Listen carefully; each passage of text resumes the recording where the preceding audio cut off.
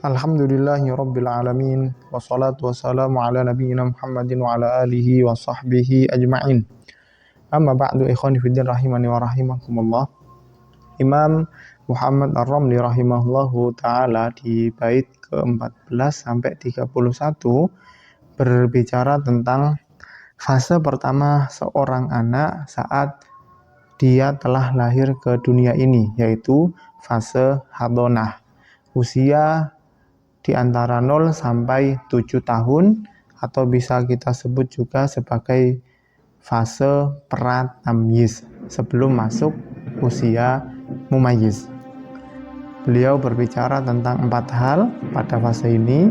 Yang pertama, tentang anak adalah amanah titipan Allah Subhanahu wa taala.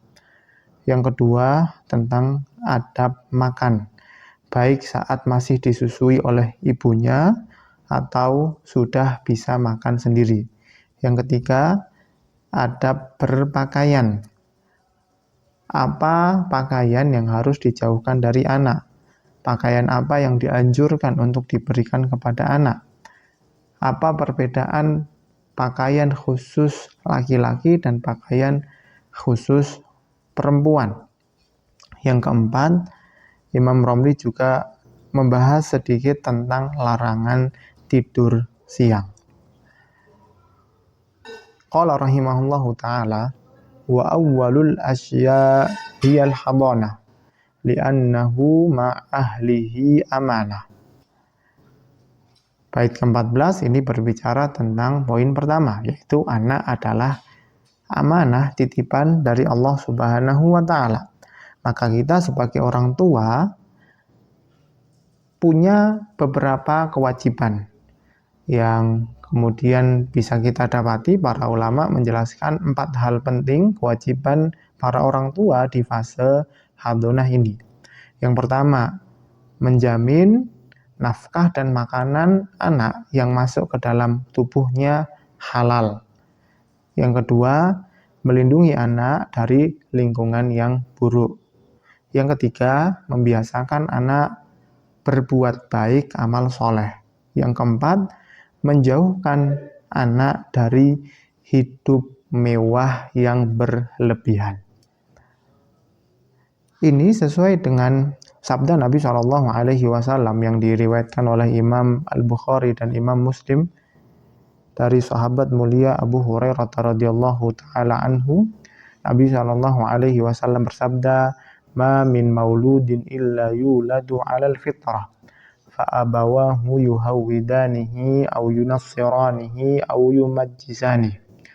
Nabi bersabda SAW, tidak ada anak yang lahir kecuali mereka dalam keadaan fitrah, beriman kepada Allah, mencintai kebaikan.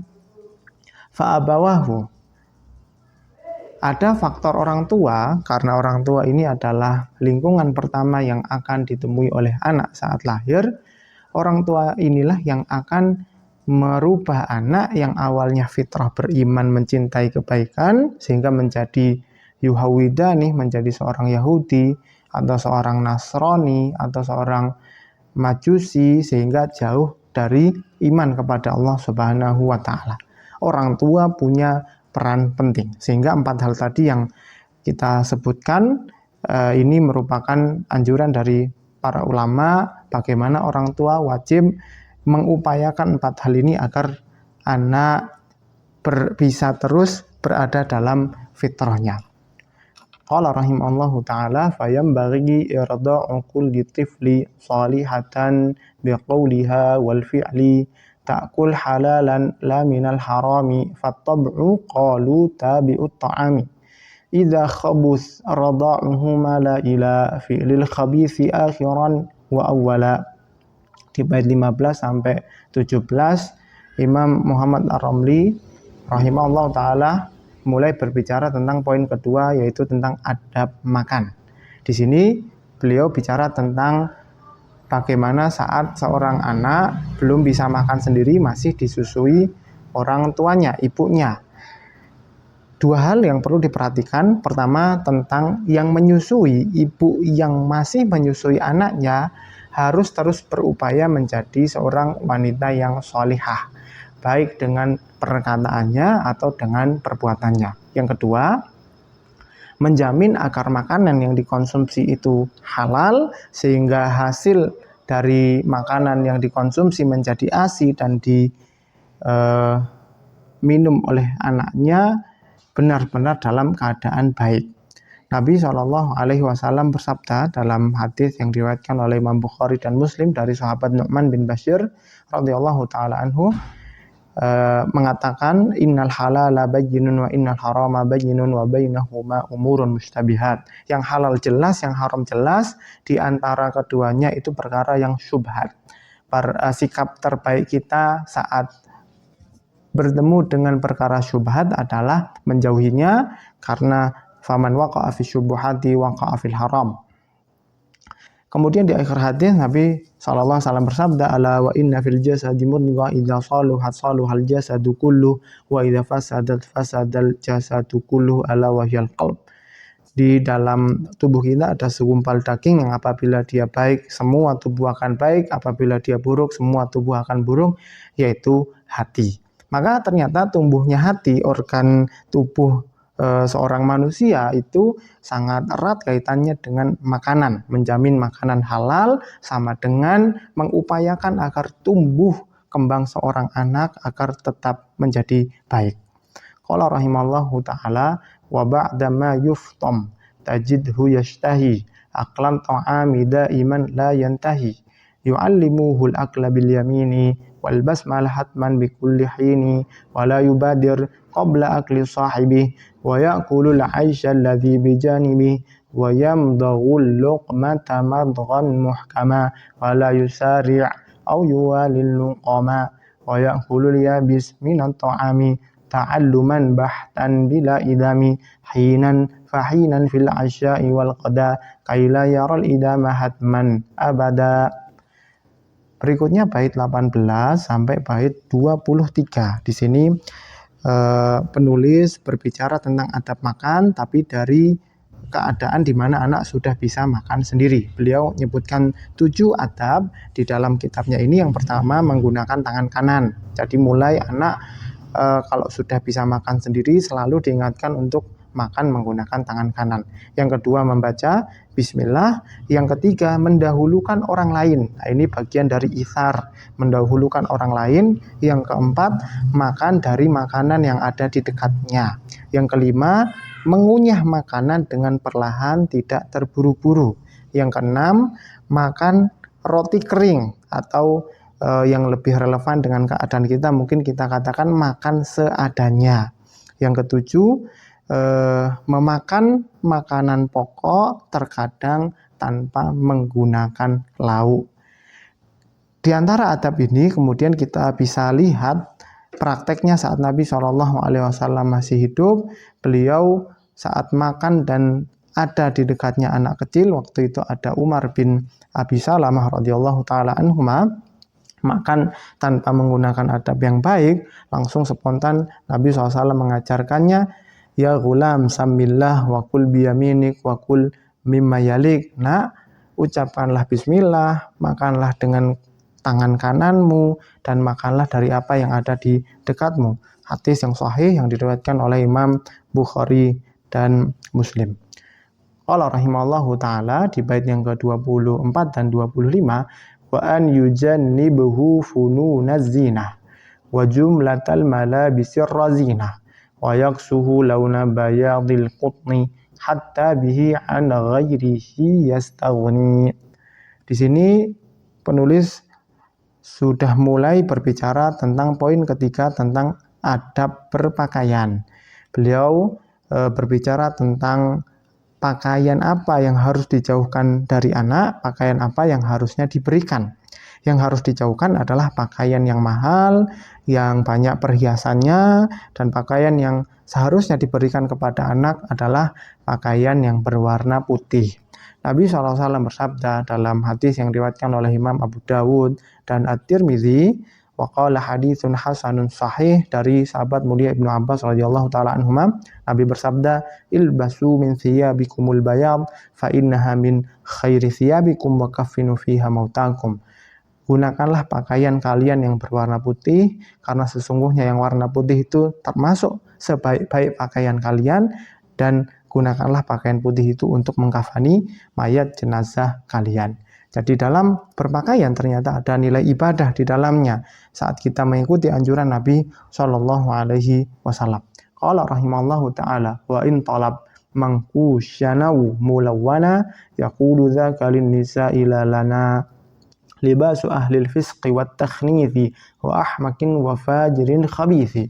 Di bait 26 dan 27 penulis ingin menyampaikan masih ada perpakaian, yaitu perbedaan pakaian laki-laki dan perempuan, perbedaan pakaian orang soleh dan orang-orang fasik, ahli maksiat.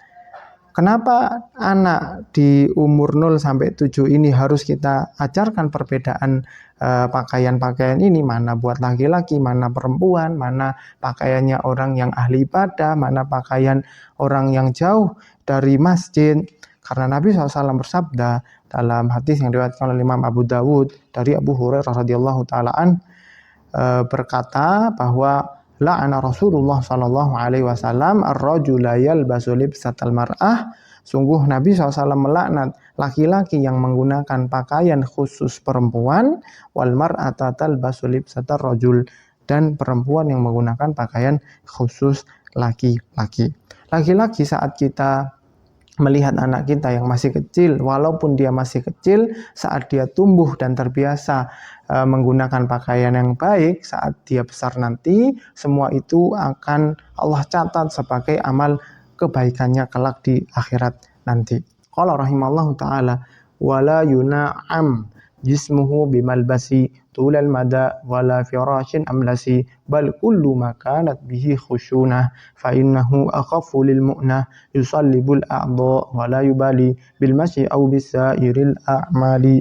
Poin yang ketiga tentang ada berpakaian, setelah menjelaskan mana yang dijauhkan, mana yang diberikan, apa perbedaan pakaian laki-laki dan perempuan. Yang ketiga, manfaat pakaian yang sederhana, yaitu pakaian yang sederhana, yang lebih murah, yang tidak terlalu mewah. Kata penulis, yang pertama, lebih efisien, lebih hemat secara biaya. Yang kedua, lebih menguatkan tubuh karena badan terbiasa menggunakan pakaian yang kasar.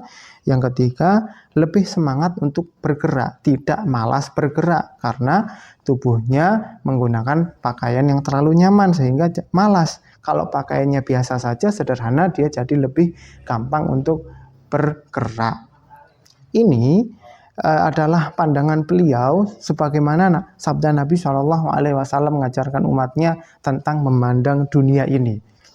Saat Nabi SAW bersabda dalam sebuah hadis yang diriwayatkan oleh Imam At-Tirmidzi dari sahabat mulia Ubaidillah ibni Mihsan al-Ansari radhiyallahu taala anhu, Nabi bersabda, man asbaha minkum aminan fi sirbih, barang siapa di antara kalian yang bangun di pagi hari merasa aman di keluarganya, mu'afan fi jasadi, diberikan kesehatan, indahu qutu yaumi, punya makanan hari itu untuk dimakan, faka'anna mahizat lahud dunya bihadzafiriha, maka seakan-akan dunia dan seluruh bagiannya telah Allah berikan kepadanya. 3 hal ini. Pertama, rasa aman. Yang kedua, kesehatan. Yang ketiga, makanan yang dibutuhkan hari itu. Maka dunia adalah saat kita Allah berikan rasa aman, Allah berikan kesehatan, Allah cukupkan kita makan hari itu, faka'anna mahizat lahud dunya